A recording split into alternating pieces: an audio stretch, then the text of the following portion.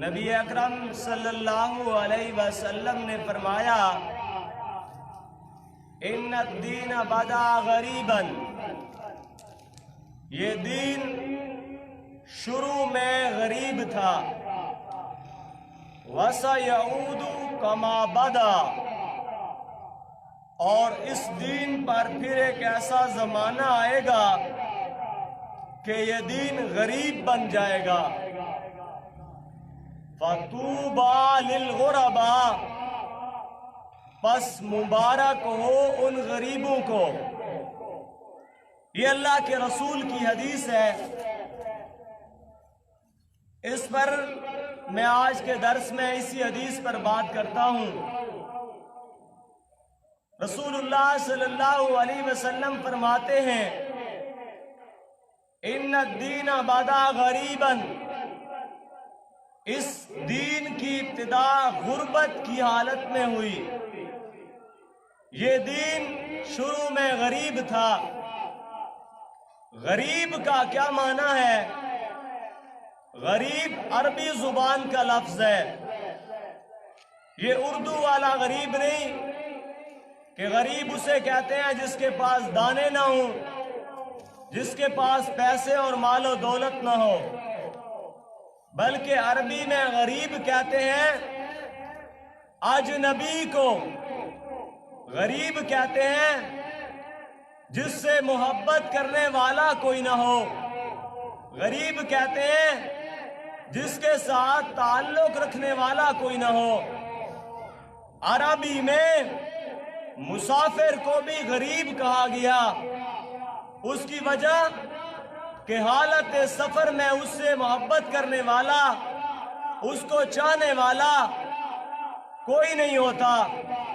میرے نبی نے فرمایا ان الدین بدا غریبا، یہ دین شروع میں اجنبی تھا، شروع میں ایسا تھا اس سے محبت کرنے والے کوئی نہیں تھے۔ اور اگر غریب کا معنی ہماری زبان میں سمجھیں تو غریب کہتے ہیں اوپرے کو، غریب کہتے ہیں انبھاندے کو۔ فرمایا ان الدین بدا غریبا، یہ دین شروع میں اوپرا تھا، یہ دین شروع میں انبھاندہ تھا، یہ دین شروع میں اجنبی تھا کہ جب بھی ہمارے پیارے نبی حضرت نبی محترم صلی اللہ علیہ وسلم نے اللہ کے دین کی دعوت دی تو لوگ آگے سے کہتے تھے ما سمعنا بہذا فی الملت الاخرہ، ہم نے یہ مسئلے پہلے کبھی نہیں سنے۔ ہمارے باپ دادا گزر گئے، ہمارے بڑے بڑے بزرگ گزر گئے، ہمارے مذہبی پیشوا گزر گئے، لیکن یہ مسئلہ جو محمد بیان کرتا ہے، یہ دعوت جس کی طرف محمد رسول اللہ بلاتا ہے، ما سمعنا بہذا، ہم نے یہ مسئلے پہلے کبھی نہیں سنے۔ یہ معنی ہے غرابت کا۔ اور آپ نے فرمایا وَسَيَعُودُ كَمَا بَدَا، پھر اس دین پر ایک زمانہ آئے گا کہ یہ دین اجنبی بن جائے گا، اوپرا بن جائے گا، کہ جو آدمی اس دین کی دعوت دے گا، حقیقی اسلام کی دعوت دے گا، لوگ کہیں گے یہ مسئلہ ہم نے پہلے کبھی نہیں سنا، یہ تو نئے مسئلے بیان کرتا ہے، یہ تو کل کے بچے ہیں۔ ہماری مسجد کا وہ پرانا مولوی 80 سال گزارا جس نے، اس نے تو کبھی بیان نہیں کیا تھا۔ اب اس کو جو توفیق نہیں ہوئی حق بیان کرنے کی، اس کا مطلب ہے بعد میں بھی کوئی نہ کرے۔ فرمایا پھر ایک زمانہ آئے گا، پھر میرے نبی نے فرمایا طوبیٰ للغرباء، غرباء کا لفظ بول کر رسول اللہ نے اشارہ کر دیا کہ آپ کو اجنبی بننا پڑے گا، آپ کی رشتہ داریاں ٹوٹیں گی، آپ کی دوستیاں ٹوٹیں گی، آپ سے رشتہ دار ناراض ہوں گے، آپ سے خاندان ناراض ہوں گے، علاقے کے لوگ ناراض ہوں گے، بستی کے لوگ ناراض ہوں گے، محلہ کے لوگ ناراض ہوں گے، شہر کے لوگ ناراض ہوں گے، آپ کے ساتھ بائیکاٹ کیا جائے گا، آپ کے ساتھ مخالفتیں کیا جائیں گی۔ غرباء کا لفظ بول کر فرمایا جو اجنبی بن کر بھی میرے اس دین پر ڈٹ گئے، طوبیٰ، ان کو مبارک ہو، میں محمد ان کو مبارک دے رہا ہوں۔ کیا فرمایا کہ دین شروع میں اجنبی تھا، اس کو سمجھنے والے کوئی نہیں تھے، اور پھر زمانہ آئے گا کہ یہ دین اجنبی بن جائے گا۔ اب دیکھنا یہ ہے کہ یہ غرابت کہاں سے آئی، اس دین کے اندر فساد کہاں سے آیا۔ یہ اسلام کا نام لینے والے، کلمہ پڑھنے والے فرقوں میں بٹ گئے، فرقوں میں تقسیم ہو گئے، جماعتوں میں تقسیم ہو گئے، ایک دوسرے پر کفر کے فتوے لگانا شروع کر دیے۔ یہ دین کے اندر غرابت کہاں سے آئی، دین کے اندر یہ فتنہ کہاں سے آیا، اس کو دیکھنا ہے۔ اب آپ صلی اللہ علیہ وسلم نے فرمایا، اسی فتنہ کی ابتدا اور اس کے آنے کی وجوہات بیان کرتے ہوئے میرے نبی نے فرمایا، لَتَتَّبِعُنَّ سُنَنَ مَنْ كَانَ قَبْلَكُمْ شِبْرًا بِشِبْرٍ وَذِرَاعًا بِذِرَاعٍ، کہ تم پہلے لوگوں کے نقش قدم پر چلو گے۔ لَتَتَّبِعُنَّ سُنَنَ مَنْ كَانَ قَبْلَكُمْ، جو لوگ تم سے پہلے گزر گئے تم ان لوگوں کے نقش قدم پر چلو گے، اور ایک ایک بالشت شبرم بشبرن، ہک ہک گٹھ انہاں دے نقش قدم پر چلو گے، وزرام بزرائن، اور قدم با قدم ان لوگوں کی طرز اپناؤ گے، ان کا طریقہ اپناؤ گے۔ اب صحابہ نے پوچھا کہ وہ لوگ الیہود والنصارہ، یا رسول اللہ پہلے لوگوں سے آپ کی مراد کیا ہے؟ یہودی اور عیسائی مراد ہیں۔ آپ نے فرمایا، ومن ہم، وہ نہیں تو اور کون ہے؟ ومن ہم، یعنی میری مراد یہودی اور عیسائی ہیں۔ یہ امت فرقوں میں تب تقسیم ہوگی، یہ امت فتنے کا شکار ہو جائے گی۔ اس امت کی فتنوں میں پڑنے کا اصل وجہ یہودیوں کے نقش قدم پر چلے گی۔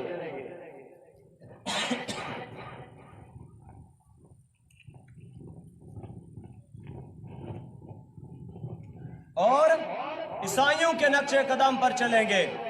یہ وجہ ہے اس امت کے گمراہ ہونے کی۔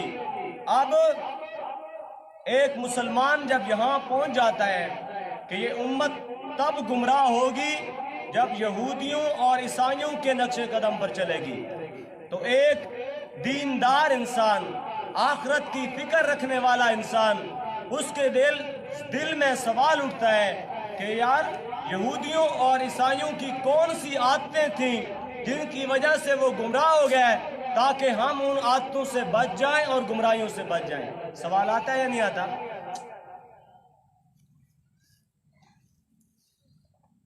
جب پتہ چلا کہ یہ امت یہودیوں کے نقش قدم پر، عیسائیوں کے نقش قدم پر چلنے کی وجہ سے گمراہ ہوگی، تو ایک مسلمان انسان میں یہ تڑپ ہونی چاہیے کہ ان کی کون سی عادتیں تھیں جن سے ہم بچ جائیں۔ وہ آیتیں اس آیت میں اللہ نے بیان فرمائی ہے۔ اللہ فرماتے ہیں،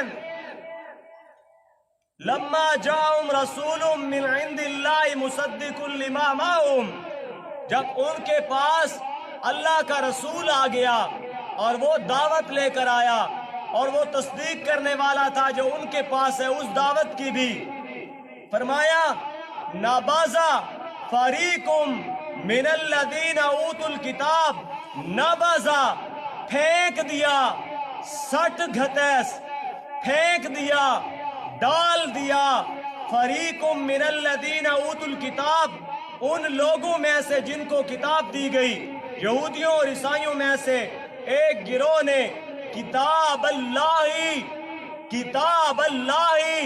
اللہ کی کتاب کو وراء ظہورہم، اپنی پیٹھ کے پیچھے، کأنہم لا یعلمون، گویا کہ وہ جانتے بھی نہیں ہیں، واتبعوا ما تتلو الشیاطین، اور پیچھے پڑ گئے ان کے جو شیاطین تلاوت کرتے تھے۔ کیا کہہ رہے ہیں قرآن؟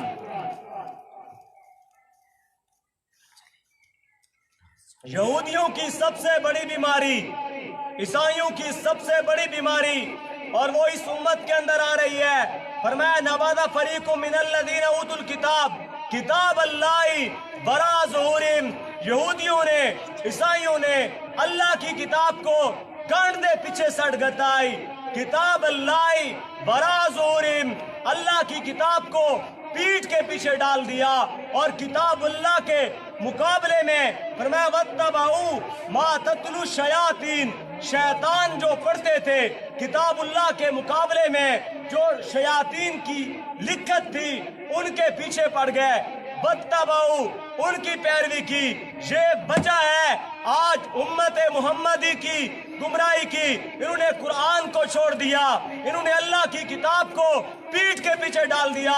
قرآن کا مقصد صرف ختم پڑھنا سمجھ لیا، قرآن کا مقصد صرف شبینے پڑھنا سمجھ لیا، قرآن کا مقصد صرف روٹیاں کمانا سمجھ لیا، قرآن کا مقصد صرف تعویذ لکھنا سمجھ لیا، قرآن کا مقصد صرف جھوٹی قسموں کے لیے سر پہ اٹھانا سمجھ لیا۔ کتاب اللہ وراء ظہورہم، انہوں نے قرآن کو سمجھنا چھوڑ دیا، قرآن پر ایمان رکھنا چھوڑ دیا۔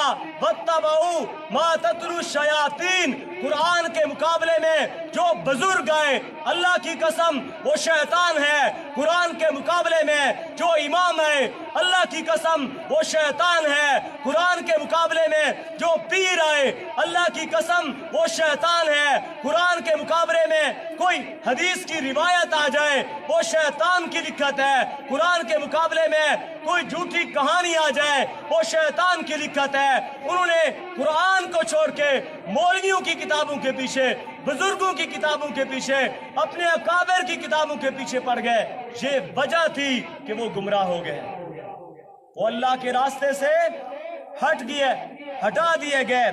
وجہ انہوں نے اللہ کی کتاب پر ایمان رکھنا چھوڑ دیا، اللہ کی کتاب سے مسئلہ سمجھنا چھوڑ دیا ہے۔ آپ مجھے بتائیں قرآن صرف الفاظ کا نام ہے؟ یہ جو لکھے ہوئے لفظ ہیں اس اوراق کے اندر، ان لفظوں کا نام قرآن ہے صرف؟ یہ آپ کو کس نے بتایا کہ قرآن صرف لفظوں کا نام ہے؟ بسم اللہ الرحمن الرحیم کے لفظ جو ہے ان کا نام قرآن ہے، الحمدللہ کے لفظوں کا نام قرآن ہے۔ سب علماء کی کتابیں دیکھو، اردو پڑھنے والے مولویوں سے نہ پوچھو، فیس بک پہ تقریریں یاد کر کے جمعہ پڑھانے والیوں سے نہ پوچھو، آپ قرآن و سنت کے ائمہ اور اس فن میں مہارت رکھنے والے مفسرین کی کتابوں کو دیکھو۔ قرآن کا معنی کرتے ہیں للنظم والمعنی جمیعاً، للنظم والمعنی جمعاً، قرآن الفاظ اور معانی دونوں کا نام ہے۔ قرآن صرف الفاظ کا نام نہیں ہے، الفاظ اور معنی دونوں کا نام قرآن ہے۔ ایک قرآن کے لفظ مانتا ہے لیکن اس کا معنی نہیں مانتا، وہ قرآن کا منکر ہوگا یا قرآن کو ماننے والا ہوگا؟ قرآن کریم نے اعلان کیا 20ویں پارہ میں اور 20ویں پارہ کے پہلے رکوع میں اور اس کی آخری آیات میں اللہ تعالیٰ فرماتے ہیں، یہ 20واں پارہ سورۃ نمل آیت نمبر ہے 65، فرمایا کل میرے پیغمبر آپ اعلان کر دو، لا کا معنی ہے ہوتا ہے یا نہیں ہے؟ والا لا نہیں، یعلمو جانتے، علم سے، علم کا معنی جاننا ہے، لا یعلمو نہیں جانتے، من فی السماوات وہ جو آسمانوں میں رہتے ہیں، آسمانوں والے، والارض اور زمین والے، الغیبہ غیب کو، آسمانوں والے بھی غیب کو نہیں جانتے، زمین والے بھی غیب کو۔ اس زمین پر بزرگ گزرے یا نہیں؟ اس زمین پر نبی گزرے یا نہیں؟ اس زمین پر محمد رسول اللہ گزرے یا نہیں؟ اب ان بزرگوں اور نبیوں اور محمد رسول اللہ کی روح آسمانوں میں ہے یا نہیں؟ فرمایا کل میرے پیغمبر آپ اعلان کر دو، لا یعلم من فی السماوات آسمانوں والے بھی نہیں جانتے، والارض زمین والے بھی نہیں جانتے، الغیبہ غیب کو الا اللہ، اللہ کے سوا، اللہ کے سوا، الا اللہ۔ مولوی کہتا ہے یہاں عطائی کی نفی نہیں، ذاتی کی نفی ہے، ذاتی طور پر نہیں جانتے، عطائی طور پر جانتے ہیں۔ مولوی سے کہو الغیب الا اللہ، یہ الا اللہ وہی ہے جو لا الہ الا اللہ کے اندر کھڑا ہے، پھر وہاں معنی کرو گا ذاتی الہ کوئی نہیں، عطائی الہ ہے، یہ معنی ہوگا نا۔ تو یہودی بھی تو عیسیٰ علیہ السلام کو، عزیر علیہ السلام کو عطائی الہ مانتے تھے، یہودی بھی تو عزیر علیہ السلام کو، عیسائی عیسیٰ علیہ السلام کو عطائی معبود مانتے تھے۔ قرآن کہتا ہے آسمانوں والے بھی غیب نہیں جانتے، زمین والے بھی غیب نہیں جانتے، الا اللہ، اللہ کے سوا۔ اب جو آدمی کہتا ہے ہمارا نبی غیب جانتا ہے، کوئی بزرگ غیب جانتا ہے، علی غیب جانتا ہے، حسین غیب جانتا ہے، قرآن کا منکر ہے یا نہیں؟ اور قرآن کا منکر مسلمان، قرآن صرف لفظوں کا نام نہیں،